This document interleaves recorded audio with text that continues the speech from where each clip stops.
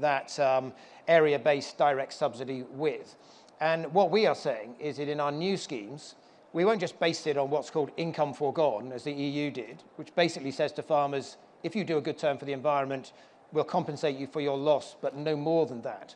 We're going to have a payment regime which is based on markets and what the market incentive needed is in order to get the right uptake of these measures. So they will be more generous payments than the previous EU environment payments, and that will help offset some of the lost income that farmers have by losing that subsidy. But we're also doing a lot of work as well to help farmers invest in technology and equipment to reduce their costs and improve their profitability as well. So you'll know that the challenge we face is to balance those three issues: food security, trying to get to net zero and comply with the ambitious targets we've been set, but also the nature space. I've got lots of questions here about what will we do to protect nature, how have people's attitudes to nature changed over the pandemic, and so forth. Do you want to tell us more about that? Yes, and look, on nature, we're the first country in the world to set a legally binding target to halt the decline in biodiversity by 2030, measured by what we call species abundance, where we basically track the populations of around 800 or so key indicator species. That's a big endeavor, but we know from our experience in recent decades that if you change certain ways about the way you farm, maybe reduce your fertilizer inputs, make space for nature, plant more trees, improve your soil health so you've got more invertebrates in the soil, and on the back of that you get more farmland birds. We know that if you make the right interventions, you can actually get some changes in biodiversity quite quickly. We've seen it in some of the radical projects like NEP, which was a rewilding project where they saw, within a decade, a really quick recovery of nature. But we've seen it in many other projects as well that don't go as far as that rewilding, but nevertheless see a significant increase in the biodiversity in the farmed landscape. And we've got to get this right in the farmed landscape, because unless we change our whole approach in the farm landscape, we're not going to get that reversal in the decline of nature and see nature recover, which is what we all want to do. Another group of questions really are about food security. Have people's attitudes to food changed during the pandemic? Is that a big issue for the department? It is, and as you all know, Victoria, because you took the bill through Parliament, our Agriculture Act commits this government and all future governments to run a review of food security every 3 years. Now, that will look at issues such as household food insecurity, but it will also critically look at our domestic production, how profitable that is, how resilient that is. Very important that we keep a close eye on our domestic food production.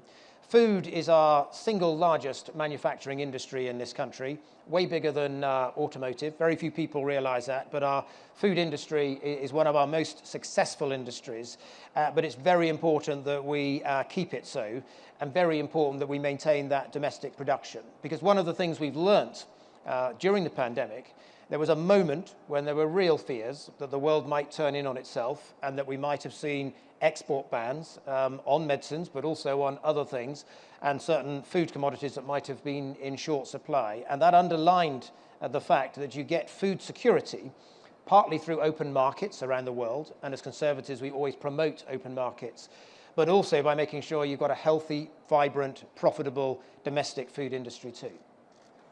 Very specific questions here about vertical farming. Is that something we're promoting?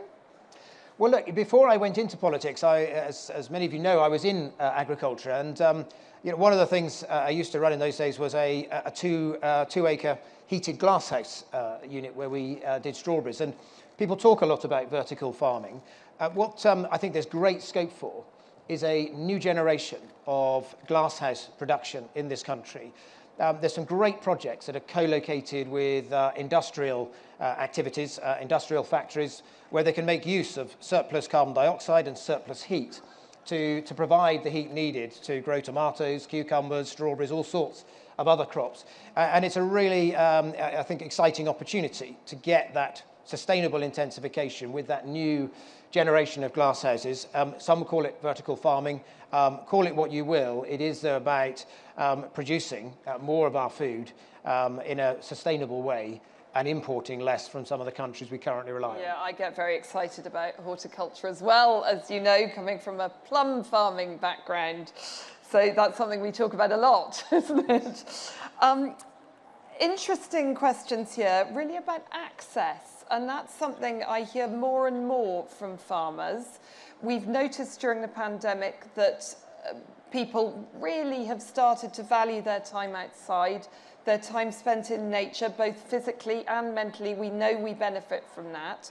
What can we do to make sure that access is appropriate, that farmers will welcome it and encourage it, but in a way that suits wildlife and, of course, the crops that are being grown? Yeah, I think it's a really important point. You know, there aren't many good things that have come out of this pandemic. It's been a horror all round. But the one thing I think everybody learned is to perhaps appreciate things that they had overlooked. And, you know, there were times during lockdown where access to the outdoors, access to nature was pretty much all that people had, alongside obviously valuing family and friends in a way that perhaps they hadn't previously. And one of the things we want to do is to encourage that public access. It is good for mental health. It is good for well-being. We asked Julian Glover a couple of years ago to do a review of our national parks and also a review of areas of outstanding natural beauty, how we could make more use of those. And we've started to implement already some of those recommendations. So this year, with some of the headroom that we created through the change to the direct subsidies, we've already started to introduce something called the Farming in Protected Landscape Scheme, which is all about interventions in some of those national parks and in those AONBs to really support greater public access. Do you think this will encourage people to understand more of what goes on in the countryside? And do you think there's more that we can do as government to engage people in the work that we're doing in this space? Well, I hope so. But I think in your first question, probably implicit in that was, you know, a concern that some have, and there is a tension, that if you have areas where you're trying to make space for nature, particularly if you've got vulnerable species that might be quite shy, having a lot of people turning up with their dogs tramping around isn't always great for nature. So there is a bit of a tension there that we need to manage. But I think what I'm finding in all my time doing this job, actually, that there's real public empathy and support for our farmers, for the work that they do. And I hope that by having that increased access over time, we can bridge the divide between town and country and improve people's understanding of farming and of rural communities.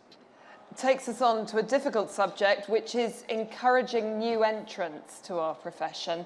And also, certainly in horticulture, we've relied very heavily on overseas labour in the last few years. How can we tackle that and build a farming system that is truly resilient? It's a good point. And on the first point, you know, what we know from all of the work that's been done on this is that if you want to make room for new entrants to come through, you also have to focus some of your attention at the other end of the scale. And you have to help some of those older farmers, often in their 70s, to be able to retire and to retire with dignity. So one of the things that we are doing next year is having a voluntary exit scheme where we will pay farmers way more than they would normally get on BPS as an exit payment. And they will then surrender their entitlements to the subsidy and rent their land out. Or if they're in a tenancy, surrender that tenancy so that somebody else can come in. And that's going to be critical to making room for a new generation of farmers to come through. And there are lots and lots of people that do want to go into farming. Sometimes they've had a career doing something else, and they get to their 40s and they want to return to the country and take up farming. Sometimes it's people who've been to agricultural college, maybe been a farm manager, but currently struggling to get access to land. And we've got to try to make it easier for them. So as well as that exit scheme, we're also working on policies to support new entrants. We want to refresh the county farm model. That's where local authorities make available holdings for new entrants to get in. We're looking to strengthen that model and reinvigorate it. And then there's the more contentious issue around seasonal labour in particular. And we've always recognised in this country that certain parts of the horticulture industry in particular have relied on short-term labour, sometimes for about 6 weeks just to get harvest in. We've had a seasonal worker scheme since the Second World War that ran right up until 2013. It was briefly suspended, but we've been running a similar scheme on a pilot basis for the last 2 to 3 years. We'll be learning from that pilot to decide what we do next, but it's generally accepted, and the Migration Advisory Committee that advises the Home Office have also always recognised that some of these sectors with very acute seasonal labour needs will probably always need some sort of scheme in that way, and we've got to design it right so that we're not undermining the local jobs market, and so that we're not preventing people who might take that work here in the UK from doing so. But we will probably always need some kind of seasonal worker scheme. Yeah, now I've got a number of questions here. They are coming thick and fast. Thank you. About COP, which is coming up very soon. What's our department doing for net zero? How can we use payments for ecosystem services to support our green ambitions? So on. Well, look, it's a really big year internationally for the environment. And on COP26, I really want to pay tribute to the fantastic work that Zach Goldsmith has been doing in this space. And, from the DEFRA point of view, we obviously work alongside BEIS, who lead on the issue of carbon reductions and getting more ambition from countries on their NDCs, their nationally determined contributions to reduce carbon.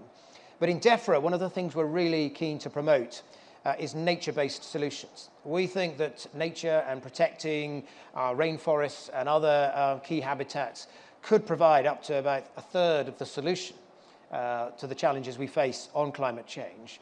And that's why the Prime Minister launched the Leaders' Pledge for Nature, to get more countries to commit more of their climate finance to nature-based solutions.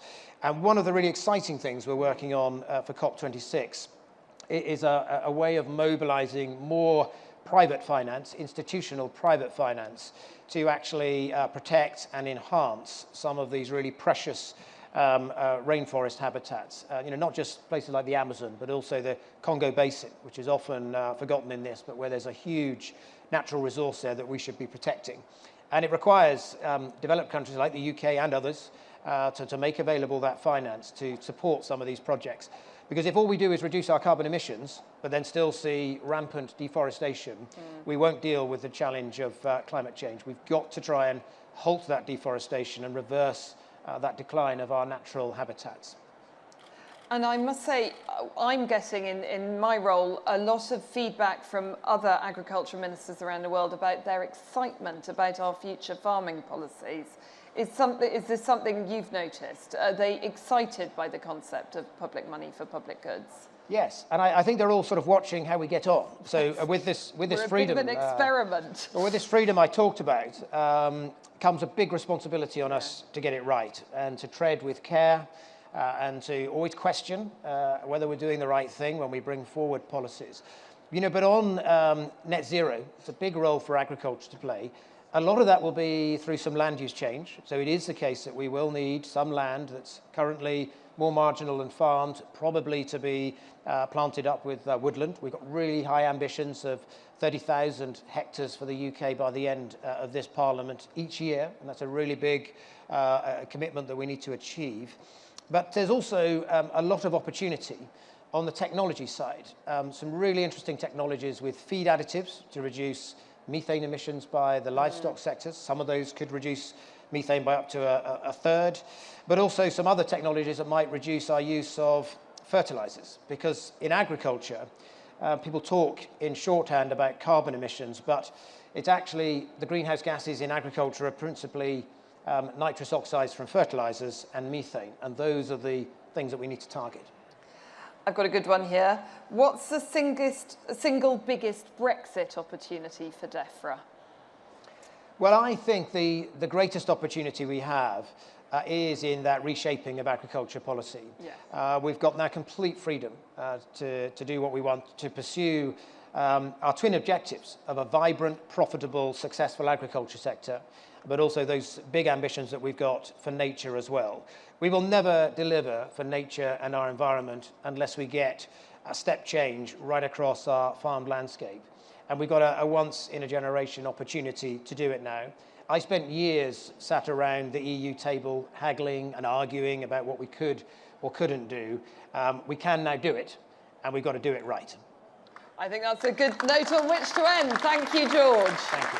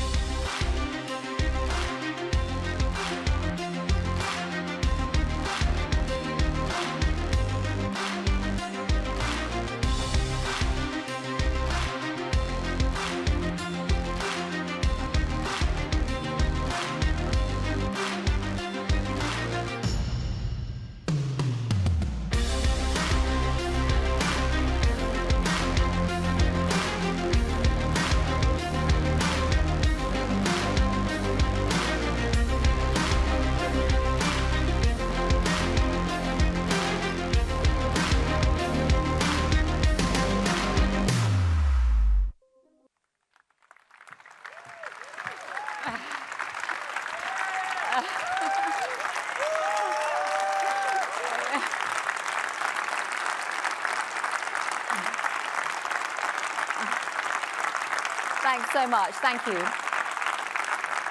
Thanks, everybody. Conference, it's good to be back.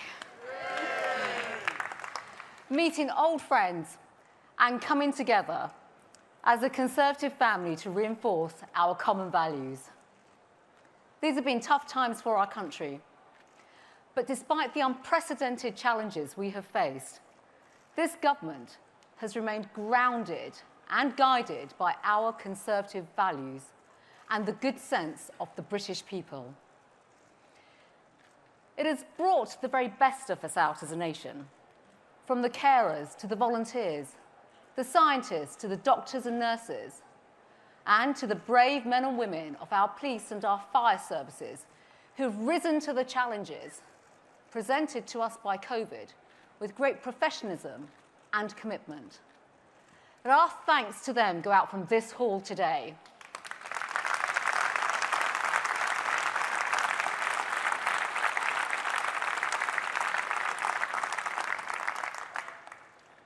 Two years ago here in Manchester, I said that the British people would always be my compass and that I would deliver on their priorities. And I make that commitment to you today again. The British people want a government on their side, keeping them safe. All our thoughts remain with Sarah Everard's family and friends. Her murderer, whose name I will not repeat, was a monster.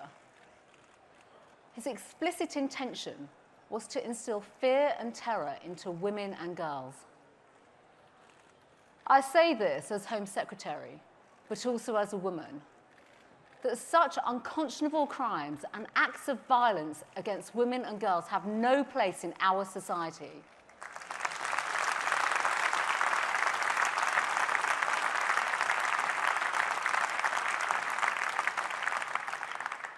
And that is why I have redoubled my efforts to ensure that women and girls feel safe.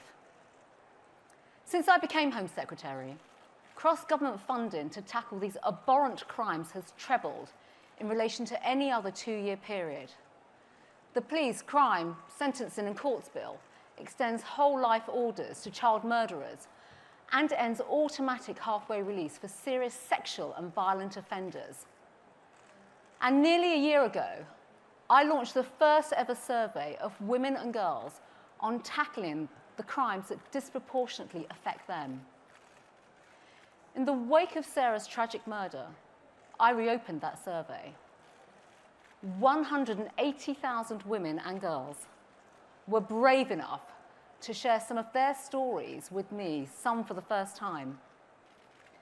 Their experiences informed my Tackling Violence Against Women and Girls strategy, which I launched earlier this year. And I have wasted no time in putting that plan into action. I want to thank my colleagues.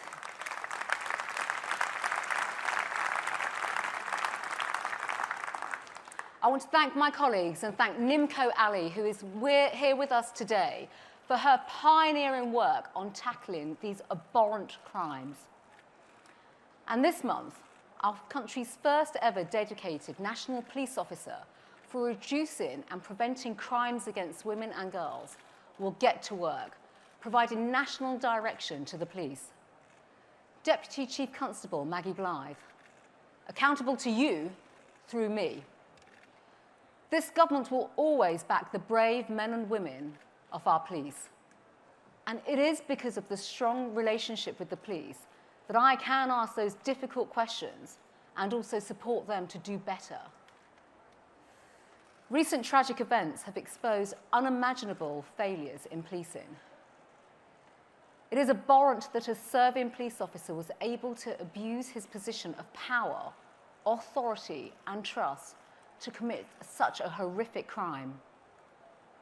The public have a right to know what systematic failures enabled his continued employment as a police officer. We need answers as to why this was allowed to happen.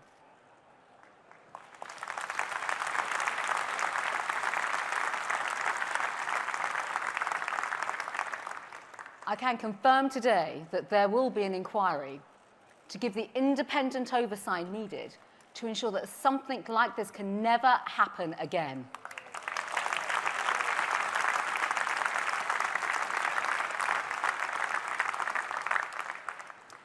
Later this year, I will launch the first ever standalone domestic abuse strategy.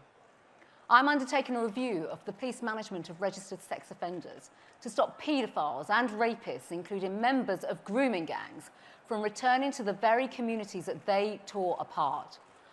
I'm outlawing the sickening practice of virginity testing, a barbaric, medieval, and invasive practice exclusively performed on women, often to control them, and often without their consent. Well, not under this Home Secretary. Women and girls have said enough is enough. And the Conservative Party agrees. The safety and security of our citizens is paramount. Without safety and security, there can be no freedom. And our approach to crime will always be based on seeking justice for victims and survivors, ensuring that perpetrators feel the full force of the law. We have delivered more powers to the police so that they can do exactly that, including stop and search. We are toughening sentences for the worst and most serious offenders, including terrorists, rapists, and child murderers.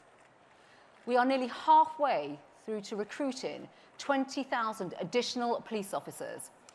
And this summer, we launched our new Beating Crime Plan to cut murder, serious violence, neighbourhood crime, including antisocial behaviour.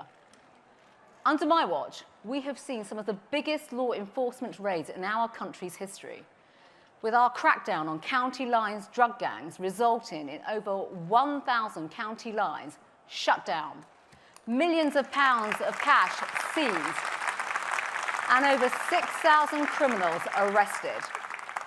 We are cutting the head off the snake and taking down those kingpins behind these deadly supply lines. And that's thanks to my brilliant ministerial team. We are delivering for the British people.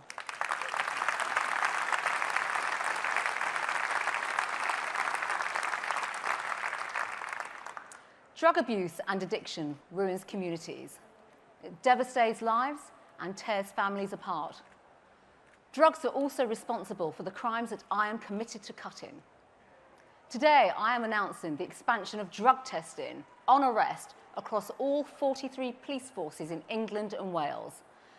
Those who test positive as confirmed drug users will be supported to tackle their drug abuse and regain their independence. But for those unwilling to address their drug misuse, there will be the harshest possible legal sanctions and consequences. So while Sir Keir Starmer backs calls to decriminalise drugs, we will take the tough action needed to build back safer and continue to put the interests of our country first.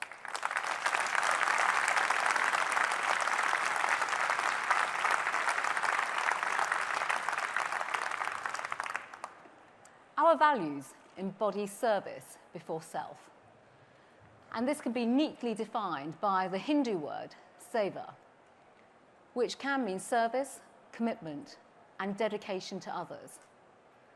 Ensuring the best interests of our country come first is what drives me each and every day. That is my responsibility, and that is my service, and that is our party. And it is because of our commitment to putting the needs of the hard-working, often silent majority first, that I will not tolerate the so-called eco-warriors trampling over our way of life and draining police resources.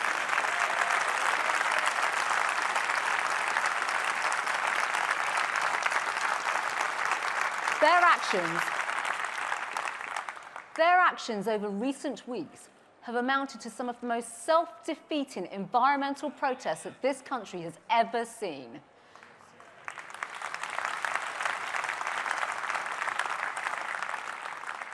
The freedom to protest is a fundamental right our party will forever fight to uphold. But it must be within the law. Measures already going through Parliament will ensure that these criminals can be brought to justice for the disruption that they are causing. But we are going to go further to close down the legal loopholes exploited by these offenders.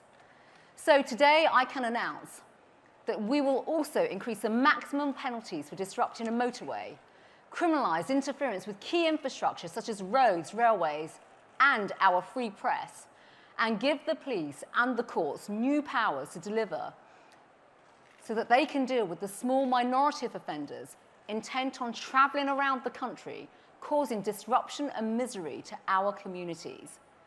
This Conservative government is taking the tough decisions needed to cut crime and make our streets safe.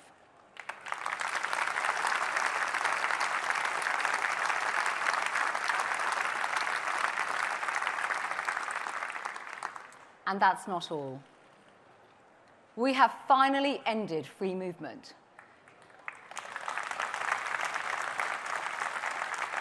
Delivered on our new points-based immigration system, welcoming people to our country based on the skills they have to offer and not on the colour of their passports.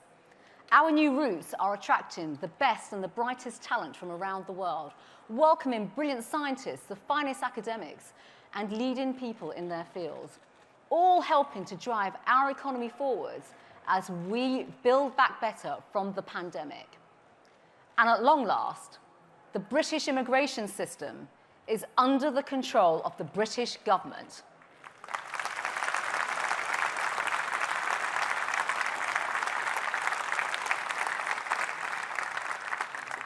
But despite what we have already delivered, we must be honest with ourselves about the long-standing problems that we still face. We owe it to our country to continue confronting the difficult issues, no matter how controversial or complex they may be. Taking action on difficult decisions that have stumped politicians for too long. All states have a responsibility to control their borders. For where there is a door, there must be a doorkeeper. What is happening in the Channel with small boats is unsafe, unfair, and unacceptable.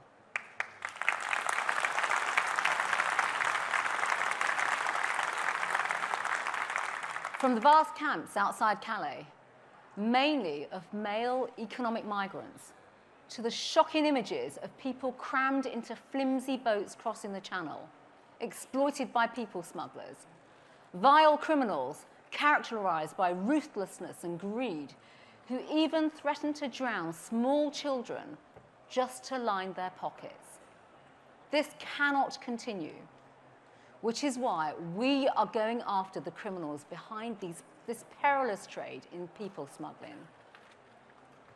And then, of course, there is the legal process. If an asylum claim is rejected, there is nearly always an automatic right to appeal. And no surprise that everybody appeals.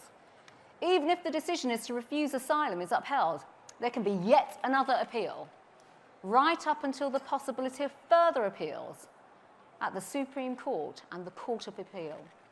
And if that fails, the claimant and their lawyers can start a fresh claim. And then, even when seated on a plane, their lawyers can still block their removal. Now, Britain's asylum system might have worked 20 years ago, but not now. The system is collapsing under the pressures created by these parallel illegal routes to asylum, facilitated by smuggling gangs. Labour would have you believe that the capacity of our asylum system is completely unlimited, but the very presence of economic migrants through these illegal routes is undermining our ability to support those in genuine need of protection.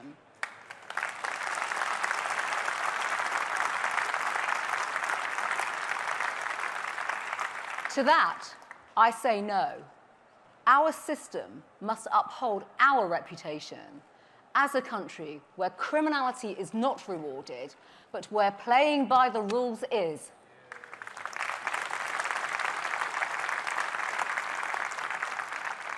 My new plan for immigration is already making its way through Parliament. And at the heart of this plan is a simple principle: control. That is not unreasonable. Through our new plan for immigration, Britain will be fair, but firm. And we will continue to be outward-facing and provide sanctuary to those in need through safe and legal resettlement routes. From Uganda to Syria, Hong Kong to Afghanistan, under Conservative leadership, the United Kingdom will always hold out the hand of friendship to those most in need, which is why I established a new resettlement route for Afghans fleeing persecution, prioritising women and girls. And we will always support the brave men and women of our armed forces who served in Afghanistan and continue to keep us safe around the world.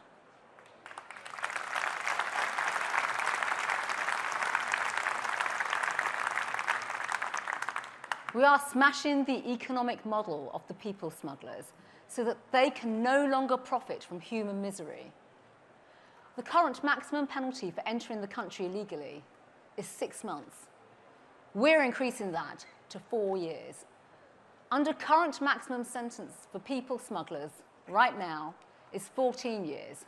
We are changing that to life.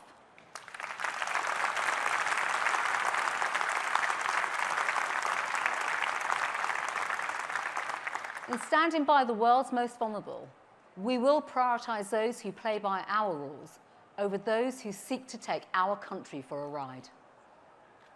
For the first time, how somebody arrives in the United Kingdom will impact upon how their asylum claim is processed. Our new one-stop shop will tackle the multiple claims and appeals which frequently frustrate removals. And our new laws will speed up the removal of those with no legal right to be in our country.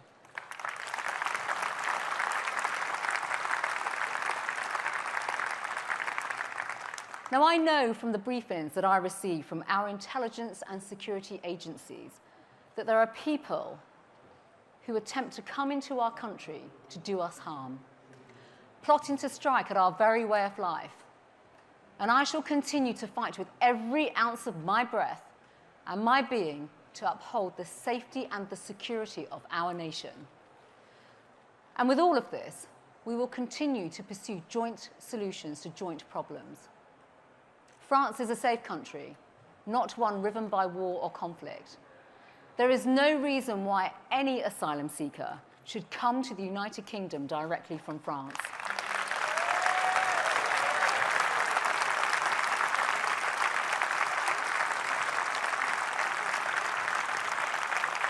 And I make no apology for securing our borders and exploring all possible options to save lives by ending these horrific journeys.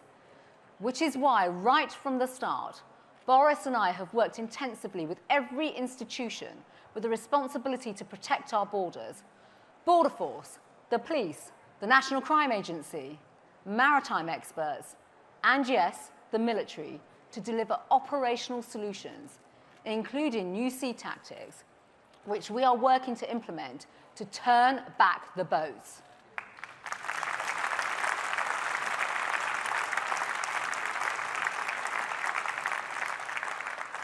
Whilst this represents progress, this single measure alone cannot solve this problem. We must stay the course and see this whole new plan for immigration through. It will take time, but I can tell you now, I will continue to take the difficult action needed to address this long-standing issue. So what do our opponents say about our plans? Well, of course, they attack them because they want open borders. They don't care about the intolerable pressures on public services or local authorities. They do not care about the damage to our labour market and driving down the wages of the hard-working majority. They do not care about the British people who will have to foot this bill. And what's worse is that they do not care about ensuring that the victims of crimes committed by foreign national offenders can rebuild their lives safe in the knowledge that their attackers are no longer here. Labour MPs, some of whom even sit with the leader of the opposition at his shadow cabinet table, shamefully campaign to halt the removal of murderers, rapists, and child abusers. Criminals who have caused untold harm and devastation on our soil, including to women and girls. While they busy themselves writing letters defending these convicts, this Home Secretary will always put the rights of victims first.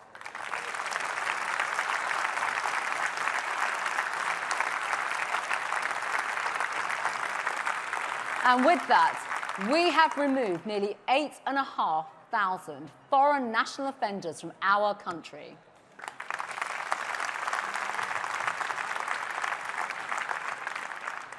Conference, I will never flinch from taking the difficult decisions needed to keep our country safe and secure. And where criminals attempt to incite fear, harm, and terror in our communities, I will always act. Where the lights are being switched off on other people's liberties, I will act. And where our borders and our laws need strengthening, I will act. Our party owes it to our country to continue to confront these difficult decisions and issues, no matter how controversial or complex.